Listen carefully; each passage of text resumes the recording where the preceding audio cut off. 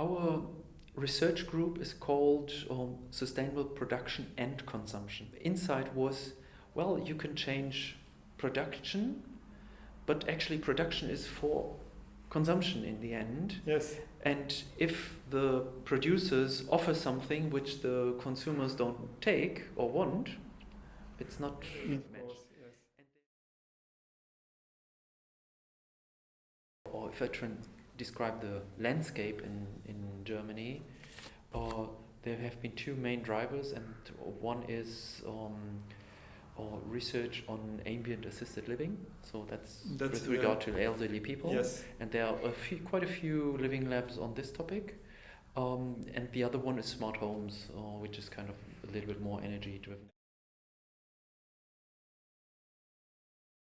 The overall idea was to look at and to develop assistance systems for human behavior. So it was, for example, in the shopping area. In that case, it was an app, or where you can look at the product and you see if this product is aligned with your personal preferences, which are sustainability oriented. And then in the two other domains? In the domain of the mobility, we worked with elderly people to support the intermodality of their mobility behavior. How much kilometers, yes. How interactive is this, how much calories you use, and of course, and that was one dimension, or the economic or ecological dimension, to see how much CO2 or resources. Sure. In the other one, it was using it was in the domain of housing or air window handle, which was the existing technology we've developed further development. And the original function was an alarm system of the window handle, so it has some intelligence in. Okay.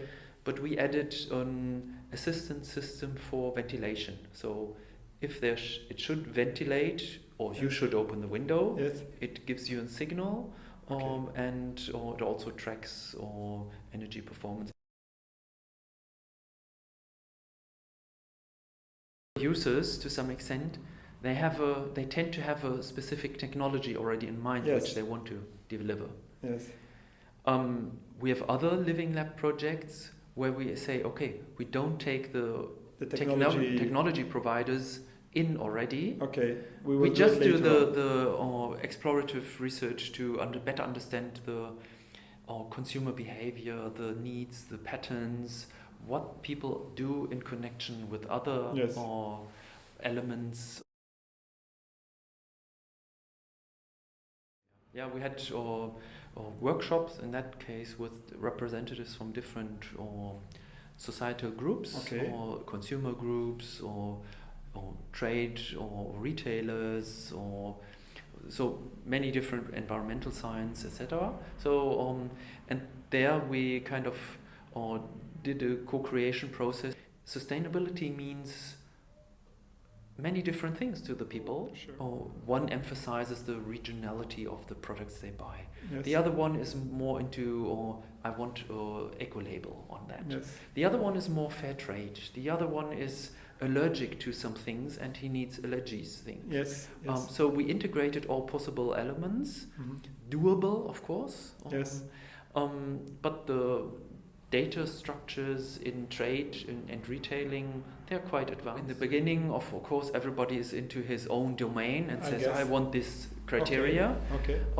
But the conclusion from the discussion was, well, we need a solution which suits not only every domain, but also every user. Yes. And even though you might decide to put the environmental dimension or criteria low because you're not interested, it has an educational effect.